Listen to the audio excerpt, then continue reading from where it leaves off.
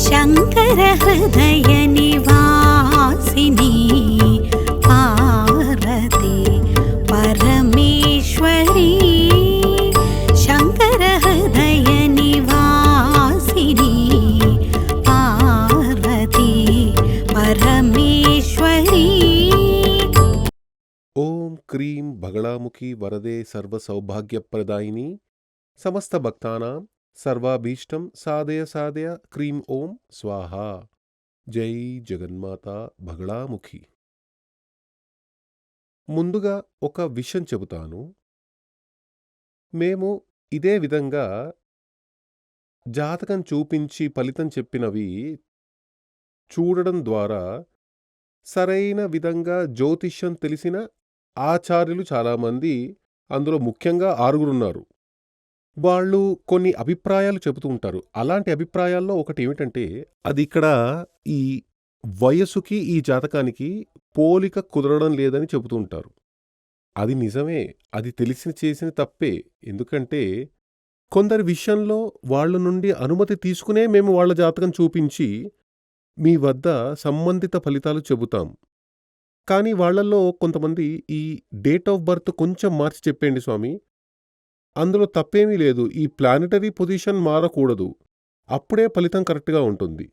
కానీ వాళ్ళు ఆ విధంగా రిక్వెస్ట్ చేయడం వల్లే డేట్ ఆఫ్ బర్త్ కొంచెం చాలా అరుదుగా, అన్నింట్లోనూ అలా చెయ్యం, చాలా అరుదుగా కొన్ని మార్పులు చేసి చూపిస్తూ ఉంటాం. డేట్ ఆఫ్ బర్త్ మాత్రమే, అంటే అది వాళ్ళ వయసు మాత్రమే. ఆ ప్లానెటరీ పొజిషన్ మొత్తం ఇలాగే ఉంటుంది. మీరు అది మాత్రమే చూడాలి తప్ప ఇది చూడకండి. కానీ ఇది కరెక్టే. ఇది వచ్చి 49 ఏళ్ల వయసున్న ఒక పెద్ద మనిషి. అంటే ఈయన లండన్లో డాక్టరుగా ఉన్నారు. ఆయన అన్నారు, చాలా పెద్ద మనిషి, అనేక సర్జరీలు చేసి ఒక వ్యక్తి అని చెప్పారు. ఆయన చెప్పినవన్నీ, ఆయన యొక్క అనుభవం చూస్తుంటే ఆయన చెప్పినవన్నీ కరెక్టే అనిపించాయి. ఆయన ఇక్కడ సూర్యమంగళంలో, సూర్యమంగళానికి ఆయన రాలేదు, బెంగళూరుకి వచ్చారు. అక్కడ ఏమన్నారంటే, స్వామి నేను మిమ్మల్ని చూడ్డం కోసం లండన్ నుండి వచ్చాను, విషయాలన్నీ నాకు తెలుసు. అంటే ఆయన విషయం ఆయనకు తెలుసని ఆయన చెప్పారు. మనకి తెలుసు కదా, ఆయన విషయం ఆయనకే తెలియకుండా ఉంటుందా? విషయాలన్నీ నాకు తెలుసు, కానీ మీ యొక్క యూట్యూబ్ నేను చూశాను. అందులో ఒక విషయం మీరు చెప్పినది నన్ను చాలా ఇంప్రెస్ చేసింది. అది మీరు ఎలా చెప్పారో నాకు తెలియాలి, అందుకోసమే నేను వచ్చాను. అదేవిధంగా దానికి ఏదైనా మందుందా? అప్పుడే ఆయన చెప్పారు, నేను డాక్టర్నే అయినప్పటికీ అడుగుతున్నాను, దానికి ఏదైనా మందుందా అని అడిగారు. అప్పుడు ఆయన చెప్పారు, నాకు 49 ఏళ్ల వయసు అయింది, ఇప్పటికే 2 సార్లు పెళ్ళై 2 విడాకులయ్యాయి. కానీ అందులో ఒక ఆవిడ నాతోనే డాక్టర్గా పనిచేసే వ్యక్తి. మొదట్లో లవ్ చేసి పెళ్లి చేసుకున్నాను, చాలా సంతోషంగా ఉండేవాళ్ళం. కానీ 6 నెలల్లోనే నాకు మీతో జీవించడం ఇష్టం లేదు అలా అని చెప్పి ఒక లెటర్ రాసిపెట్టి ఆమె వెళ్ళిపోయింది. తర్వాత అది ఆయనకి ఇష్టం లేదంటే అక్కడ త్వరగా డివోర్స్ ఇచ్చేస్తారు. మేము డివోర్స్ తీసుకున్నాం. రెండోసారి కూడా పెళ్లి చేసుకున్నాను, అది అరేంజ్ మ్యారేజ్. ఆమె కూడా డివోర్స్ తీసుకుని వెళ్ళిపోయింది. ఆమె కూడా చెప్పిందంటే, నీతో జీవించడం నాకు ఇష్టం లేదు. కానీ ఆయన చూస్తే బాగా హైట్, వెయిట్, అందం, రంగు లాంటివన్నీ సూపర్గా ఉన్నాయి, చాలా డీసెంట్గా మాట్లాడుతున్నారు. ఏ లేడీ ఆయనను చూస్తే ఇష్టపడుతుంది. నాకు మీరు అక్కర్లేదు అని చెప్పే అవకాశమే లేదు. అలా ఉన్నప్పటికీ వాళ్ళు ఎందుకు నన్ను వదిలి వెళ్ళిపోతున్నారు అని ఆయన అడిగారు. నాకు ఆ విషయం తెలియాలి. నేను అన్నాను, అది చాలా సింపుల్, మీకు తెలిసి ఆ మ్యాటర్ కూడా, నేను చెప్పాల్సిన అవసరమే లేదు అని చెప్పాను. అదేమిటో మీరు చెప్పండి అని అడిగారు. అప్పుడే నేను చెప్పాను, ఈ జాతకంలో మాంగళ్య దోషం ఉంది, అదంతా వేరొక విషయం. డివోర్స్ కావడానికి చాలా విషయాలున్నాయి. కొన్ని ఇళ్లల్లో ఆడపడుచు సమస్య ఉంటుంది, లేదంటే అత్తగారితో సమస్య ఉంటుంది, లేదంటే భర్త సరైన వ్యక్తి కాకపోతే ఆయన కారణంగా మాంగళ్య దోషం వస్తుంది. ఇలా పలు రకాలుగా ఉంటుంది. అమ్మాయి సరిగ్గా లేకపోతే, అబ్బాయి సరిగ్గా లేకపోతే, అబ్బాయి ఇంటివారు సరిగ్గా లేకపోతే, అమ్మాయి ఇంటివారు సరిగ్గా లేకపోతే మాంగళ్య దోషం సంభవించడానికి అంటే డివోర్స్‌కి దారి తీయడానికి అవన్నీ కారణంగా ఉంటాయి. కానీ ఇక్కడ మీకు సంబంధించిన అలాంటివేమీ లేవు. మీ జాతకం ప్రకారం చూస్తే మాంగళ్య దోషం ఉంది. అది ఓకే. కానీ ఆ ఇద్దరు భార్యలు విడిపోయి వెళ్ళడానికి కారణం ఏమిటంటే మీకు 8వ స్థానం. ఆ 8వ స్థానంలో బుధుడి దృష్టి ఉంది. ప్లస్ దాంపత్య జీవితానికి అధిపతి అయిన వీనస్ అంటే సెక్చువల్ లైఫ్‌కి అధిపతి అయిన శుక్రుడు లగ్నం యొక్క 12వ స్థానంలో రాహుతో చేరి ఉన్నాడు. అలా ఉంటే ఏమవుతుంది అని అడిగారు. మీకు కామవాంఛ మనసులో ఉంది కానీ శరీరంలో లేదు అని చెప్పాను. మీకు కామవాంఛ మనసులో ఉంది కానీ శరీరంలో లేదు. మెంటల్‌గా ఉంది కానీ ఫిజికల్‌గా లేదు అని చెప్పాను. అది ఇంకా కొంచెం అర్థమయ్యే విధంగా చెబుతారా అని అడిగారు. అదేమిటంటే మీకు ఆ సెక్చువల్ పవర్ ఒక 25% అంతకంటే తక్కువే చెప్పవచ్చు. అదే మీ సమస్యకు కారణం. అంటే మీ యొక్క వైఫ్‌కి వచ్చిన వ్యక్తి ఎవరైతే ఉన్నారో ఆవిడకి ఆ కామశాంతి కల్పించే ఆ శక్తి, ఆ మగతనం మీకు లేదు. అంతే అది కారణం. ఆయన అలాగే ఉండిపోయారు. చాలాసేపు నేను చెప్పింది కరెక్టే కాకపోతే చెప్పండి. ఎందుకంటే ఇది శాస్త్రం. నేను తప్పుగా నేర్చుకున్నానని నాకు తెలియాలి కదా! ఆయన ఏమన్నారంటే, కరెక్టే స్వామి. మీరు ముందు ఒక వీడియోలో ఈ మ్యాటర్ చెప్పి ఉన్నారు. జాతకం తీసి చూడండి అని చెప్పి ఉన్నారు. నేను జాతకం తీసి చూస్తే అలాగే ఉంది. సరే ఖచ్చితంగా ఒకసారి మిమ్మల్ని కలవాలని నేను ఇంత దూరం కష్టపడి ఇక్కడి వరకు వచ్చాను. నేను అడిగాను, ఇక్కడ మీకెవరైనా సొంత వాళ్ళున్నారా? మీ ఊళ్ళో ఆ విధంగా ఎవరు లేరు. మిమ్మల్ని కలవడం కోసమే వచ్చాను. హోటల్లో దిగాను. రేపు ఇక్కడి నుండి వెనక్కి వెళ్ళిపోతాను అని చెప్పారు. కాబట్టి ఆ శాస్త్రం అని చెప్పబడినది ఎంత కరెక్ట్‌గా ఉందో చూడండి. ఈయనకి జాతకంలో దోషం ఉంది. 7వ స్థానంలో సూర్యుడు దృష్టి ఉంది. 7వ స్థానంలో కుజుడు ఉన్నాడు. ప్లస్ అది లగ్నంలో మాత్రమే కాదు 2వ స్థానంలో ఆ కుజుడు దృష్టి ఉంది. 7వ భావాధిపతిగా ఉన్న అదేమిటంటే పురుషుడి జాతకంలో వీనస్ అంటే వైఫ్ కదా! అది 7వ స్థానంలో మాంగళ్య స్థానం వైఫ్. అది లగ్నం యొక్క 12వ విరయ స్థానంలో రాహుతో చేరి ఉంది. ఇవన్నీ మైనసుల్లే. పెళ్లికి సంబంధించింది. అదేమిటంటే భార్య తోడు కొనసాగదు అని అర్థం. విడిపోయే స్థానంలో ఉంది. వదిలి వెళ్ళిపోతుందని అర్థం. అప్పుడు అందరికీ శుక్రుడు 12లో ఉంటే విడిపోయే స్థానం అది చెప్పకూడదు. శుక్రుడు 12వ స్థానంలో ఉంటే అది వ్యభిచార యోగం కూడా. శుక్రుడు 12లో ఉండి వ్యభిచారం చేసిన ఒక వ్యక్తికి కామం లేదని చెప్పగలమా? కామం ఎక్కువగా ఉండేవాళ్లే అలా వెళ్తారు. కానీ ఈ జాతకం సంబంధించినంత వరకు ఆయనకి కామం లేదని చెప్పలేం కదా! ఆయన ఖచ్చితంగా ఉంటుంది. అంటే మానసికంగా ఉంటుంది. అందుకే మరో పెళ్లి కావాలని ఆయన కోరుకున్నారు. ఈ వయసులోనూ 49 ఏళ్లలో మరో పెళ్లి కావాలని ఆయన అంటున్నారు. నేనడిగాను, ఇంకో పెళ్లి చేసుకోవాలని ఆశ ఉందా? ఖచ్చితంగా నాకు కావాలి. అప్పుడు నేనేం చెప్పాను, మీరేం చెయ్యాలంటే శుక్రుడు నీచంగా ఉన్న ఒక అమ్మాయిని పెళ్లి చేసుకోండి. అలయన్స్ ఇప్పుడు అన్నీ ఇందులోనే కదా వస్తున్నాయి. అంటే ఆన్‌లైన్‌లోనే కదా వస్తున్నారు. కాబట్టి ఎవరికైతే శుక్రుడు నీచంగా ఉన్నాడో అలాంటి ఒక అమ్మాయిని మీరు సెలెక్ట్ చేసుకోండి. ప్లస్ మీకు కుజదోషం ఉంది కాబట్టి ఆ ప్లానెటరీ పొజిషన్ అనుకూలంగా మీకు అమ్మాయి జాతకంలో ఉండాలి. అలా ఉంటే ఖచ్చితంగా మీకు పెళ్ళై చివరి వరకు సంతోషంగా ఉండగలరు అని నేను చెప్పాను. కాబట్టి ఎప్పుడు కూడా జాతకంలోని 8వ స్థానం చూడకుండా 8వ స్థానం దాంపత్య బంధం స్థానం. స్త్రీ జాతకంలో అయితే పతి స్థానం అది ఇది అని చెబుతారు. అది కరెక్టే. ఎప్పుడైనా సరే ఆ 8వ స్థానంలో ఏ గ్రహం ఉంది, 8వ భావాధిపతి ఎవరు, దానికి బలం ఉందా, ఇవన్నీ చూడకుండా పెళ్లి చేయడం మంచిది కాదు. పురుషుడైనప్పటికీ స్త్రీ అయినప్పటికీ ముఖ్యంగా పురుషుడి జాతకం ఆ ప్రకారం ఉంటే ఏ కారణంతోనూ దానికి ఎంచుకోకూడదు. కానీ అలాంటి వాళ్ళకు కూడా పెళ్లి చేయాలి కదా! చేసే తీరాలి. అప్పుడేం చేయాలి? కామ కోరిక తక్కువగా ఉండే స్త్రీనే సెలెక్ట్ చేయాలి. అలాంటి అమ్మాయి జాతకమే సెలెక్ట్ చేయాలి. ఆ విధంగా ఉండాలంటే చాలా శాస్త్రీయంగా జ్యోతిష్యం తెలిసిన వ్యక్తి వద్దకే వెళ్తేనే అవన్నీ చూస్తారు. మిగిలిన వాళ్ళంతా ఇదివరకే చాలా సార్లు చెప్పుకున్నట్లు రాశిపొందన, రాశి ఆధిపత్యం లాంటివన్నీ చూసి ఓకే చేసుకోండి అని చెబుతారు. అలా చేయకూడదు. ఇది కాకుండా మరొకటి చెప్తాను. మా వద్దకి ఇంకో జాతకం కూడా వచ్చింది. అది ఎలా ఉందంటే, పెళ్ళైన తర్వాత ఆ భర్త, భర్త వాళ్ళ అమ్మ వచ్చారు. అమ్మాయి వెళ్ళిపోయిందట. బిడ్డను తీసుకొని ఒక బిడ్డుంది. బిడ్డను తీసుకొని వెళ్ళిపోయిందట. వెళ్లి లెటర్ పంపిందట. ఇకపై నీతో కలిసి ఉండడం నాకిష్టం లేదు. అప్పుడు నేనడిగాను, అంటే పొంతన చూసి పెళ్లి చేయలేదా అని అడిగాను.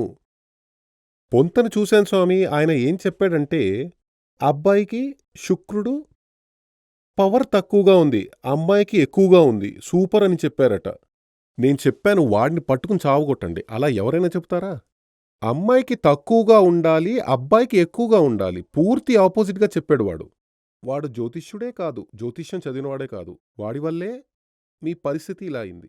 ఎందుకంటే ఇక్కడ అబ్బాయికి ఆ శుక్రుడు యావరేజ్ లెవెల్‌కి కూడా తక్కువగా ఉన్నాడు. స్త్రీ జాతకంలో చాలా ఎక్కువగా ఉంది. ఇక్కడ కూడా ఈయనకి ఇప్పటికీ వచ్చి వెళ్ళిన ఇద్దరు స్త్రీలు, ఇద్దరు వైఫ్‌ల జాతకం నాకు తెలియదు. కానీ ఈ జాతకానికి సంబంధించిన ఈయనకి ఆ కామ వాంఛ అంటే మగతనం 25% కంటే తక్కువ ఉండడం వల్లే ఈయనతో ఆ స్త్రీలు కలిసి ఉండడానికి ఇష్టపడట్లేదు. అలాగే ఫారిన్ కంట్రీస్‌లో మన ఇండియన్ కల్చర్ లాగా ఉండదు. మన కల్చర్ కూడా ఇప్పుడు చాలా మారిపోయింది. అక్కడంతా ఆ కామానికి, సెక్షువల్ లైఫ్‌కి కొంచెం అధికంగా ప్రాముఖ్యత ఇస్తారు. అందులో సంతృప్తి అనేది లేకపోతే కట్ చేసి వెళ్ళిపోతూ ఉంటారు. తర్వాతి బంధం కోసం చూస్తారు. ఇక్కడ ఈయన విషయంలో అదే విధంగా జరిగింది. ఇక్కడ జ్యోతిష్యుడు గురించి చెప్పలేం. ఎందుకంటే ఈయన తానుగా ఇష్టపడి జాతకం చూడకుండా పెళ్లి చేసుకున్నారు. చూశానని చెప్పారు. కానీ సరైన పొంతన ఉందా అని చూడలేదని ఆయనే చెప్పారు. కాబట్టి ఈయన జీవితం అలా కావడానికి జ్యోతిష్యుడు కారణం కాదు. ఈయన జాతకంలో ఉన్న మైనస్ వల్ల అలా జరిగింది. అప్పుడాయన అడిగాడు, దానికి ఏం చెయ్యాలి అని ఆయన అడిగాడు. అప్పుడు నేనడిగాను, ఓపెన్‌గా మీరు నాకొక విషయం చెప్పండి. మీరొక డాక్టర్ అని చెబుతున్నారు. ఓపెన్‌గా మీరే చెప్పండి. ఈ జాతకం ప్రకారం మీ యొక్క లింగం సరిగ్గా టెంపర్‌గా లేదు. అలాగే ఉంది కదా! అని అడిగాను. అవును స్వామి, అందరికీ ఒక 100% వస్తుందనుకుంటే నాకు ఒక 40%, 45% మాత్రమే నిలుస్తుంది అని చెప్పారు. అదే విధంగా మీకు చాలా త్వరగా ఆ స్పెర్మ్ ఔట్ అయిపోతుంది కదా! అవును, అలాగే ఉంది. ఈ సమస్యలన్నీ మీకున్నాయి. ఇవన్నీ, ఇవన్నీ జ్యోతిష్యంలో 100% కరెక్ట్‌గా తెలుస్తుంది. జ్యోతిష్యంలో ఈ ఏడో స్థానంలో మాంగళ్య స్థానం, ఏడో స్థానంలో భార్య, ఏడో స్థానంలో భర్త అని మాత్రమే కాదు. ఏడో స్థానంలో అనేది ఒక వ్యక్తి యొక్క, అది పురుషుడైనా, స్త్రీ అయినా వారి యొక్క అందం.